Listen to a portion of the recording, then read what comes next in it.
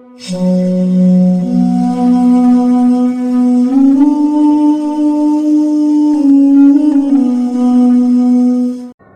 اول رمضان المبارک کے فضائل میں حضرت سلمان رضی اللہ عنہ کہتے ہیں کہ نبی کریم صلی اللہ علیہ وسلم نے شعبان کی آخری تاریخ میں ہم لوگوں کو وعظ فرمایا کہ تمہارے اوپر ایک مہینہ آ رہا ہے جو بہت بڑا مہینہ ہے، بہت مبارک مہینہ ہے۔ اس میں ایک رات ہے شب قدر جو ہزاروں مہینوں سے بڑھ کر ہے۔ اللہ تعالیٰ نے اس کے روزہ کو فرض فرمایا اور اس کے رات کے قیام یعنی تراویح کو ثواب کی چیز بنایا ہے۔ جو شخص اس مہینے میں کسی نیکی کے ساتھ اللہ کا قرب حاصل کرے ایسا ہے جیسا کہ غیر رمضان میں فرض ادا کیا، اور جو شخص اس مہینہ میں کسی فرض کو ادا کرے وہ ایسا ہے جیسا کہ غیر رمضان میں 70 فرض ادا کرے۔ یہ مہینہ صبر کا ہے اور صبر کا بدلہ جنت ہے، اور یہ مہینہ لوگوں کے ساتھ غمخواری یعنی ہمدردی کرنے کا ہے۔ اس مہینے میں مومن کا رزق بڑھا دیا جاتا ہے۔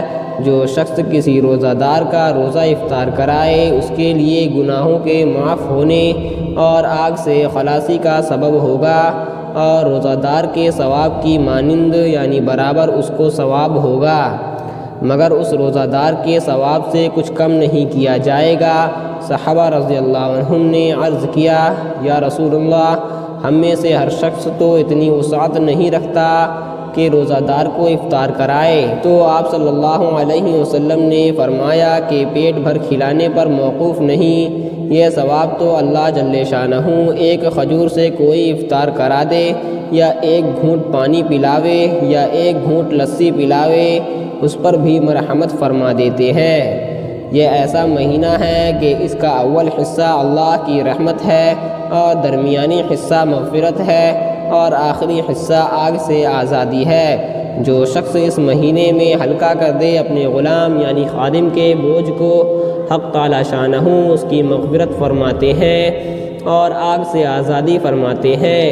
اور 4 چیزوں کی اس میں کثرت رکھا کرو، جن میں سے 2 چیزیں اللہ تعالیٰ کی رضا کے واسطے اور 2 چیزیں ایسی ہیں کہ جن سے تمہیں چارہ کار یعنی چھٹکارا نہیں۔ پہلی 2 چیزیں جن سے تم اپنے رب کو راضی کرو وہ کلمہ طیبہ اور استغفار کی کثرت ہے، اور دوسری 2 چیزیں یہ ہیں کہ جنت کی طلب کرو اور آگ سے پناہ مانگو۔ جو شخص کسی روزہ دار کو پانی پلائے، حق تعالی قیامت کے دن میرے حوض سے اس کو ایسا پانی پلائیں گے جس کے بعد جنت میں داخل ہونے تک پیاس نہیں لگے گی۔ فائدہ محدثین کو اس کے بعد روات یعنی روایت میں کلام ہے، لیکن اول تو فضائل میں اس قدر کلام قابل تحمل ہے، دوسرے اس کے اکثر مضامین کی دوسری روایات مؤید ہیں۔ اس حدیث سے چند امور معلوم ہوتے ہیں۔ اول، نبی کریم صلی اللہ علیہ وسلم کا اہتمام کہ شعبان کی آخری تاریخ میں خاص طور سے اس کا وعظ فرمایا اور لوگوں کو تنبیہ فرمائی تاکہ رمضان المبارک کا 1 سیکنڈ بھی غفلت سے نہ گزر جائے۔ پھر اس وعظ میں تمام مہینہ کی فضیلت بیان فرمانے کے بعد چند اہم امور کی طرف خاص طور سے توجہ فرمایا۔ سب سے اول شب قدر کی وہ حقیقت میں بہت ہی اہم رات ہے۔ ان اوراق میں اس کا بیان دوسری فصل میں مستقل آئے گا۔ اس کے بعد ارشاد ہے کہ اللہ نے اس کے روزہ کو فرض کیا اور اس کے قیام یعنی تراویح کو سنت کیا۔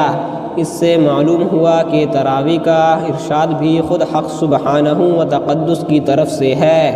پھر جن روایات میں نبی کریم صلی اللہ علیہ وسلم نے اس کو اپنی طرف منسوب فرمایا کہ میں نے سنت کیا، ان سے مراد تاکید ہے کہ حضور صلی اللہ علیہ وسلم اس کی تاکید بہت فرماتے تھے، اسی وجہ سے سب ائمہ اس کے سنت ہونے پر متفق ہیں۔ برہان میں لکھا ہے کہ مسلمانوں میں سے روافض یعنی شیعہ کے سوا کوئی شخص اس کا منکر نہیں۔ حضرت مولانا شاہ عبدالحق صاحب محدث دہلوی رحمۃ اللہ علیہ نے ما ثبت بالسنہ کتاب میں بعض کتب فقہ سے نقل کیا ہے کہ کسی شہر کے لوگ اگر تراویح چھوڑ دیں تو اس کے چھوڑنے پر امام ان سے مقابلہ کرے۔ اس جگہ خصوصیت سے ایک بات کا لحاظ رکھنے کی ضرورت ہے، وہ یہ کہ بہت سے لوگوں کا خیال ہوتا ہے کہ جلدی سے کسی مسجد میں 8-10 دن میں کلام مجید یعنی قرآن مجید سن لیں، پھر چھٹی۔ یہ خیال رکھنے کی بات ہے کہ یہ 2 سنتیں الگ الگ ہیں۔ تمام کلام اللہ شریف کا تراویح میں پڑھنا یا سننا یہ مستقل سنت ہے، اور پورے رمضان شریف کی تراویح مستقل سنت ہے۔ بس اس صورت میں ایک سنت پر عمل ہوا اور دوسری رہ گئی۔ البتہ جن لوگوں کو رمضان المبارک میں سفر وغیرہ یا کسی وجہ سے ایک جگہ روزانہ تراویح پڑھنی مشکل ہو، ان کے لیے مناسب ہے کہ اول قرآن شریف چند روز میں سن لیں تاکہ قرآن شریف ناقص یعنی ادھوری نہ رہے، پھر جہاں وقت ملا اور موقع ہوا وہاں تراویح پڑھ لی کہ قرآن شریف بھی اس صورت میں ناقص نہیں ہوگا اور اپنے کام کا بھی حرج نہ ہوگا۔ اللہ تعالی ہم سب کو رمضان المبارک کی قدر کرنے کی توفیق عطا فرمائے، آمین۔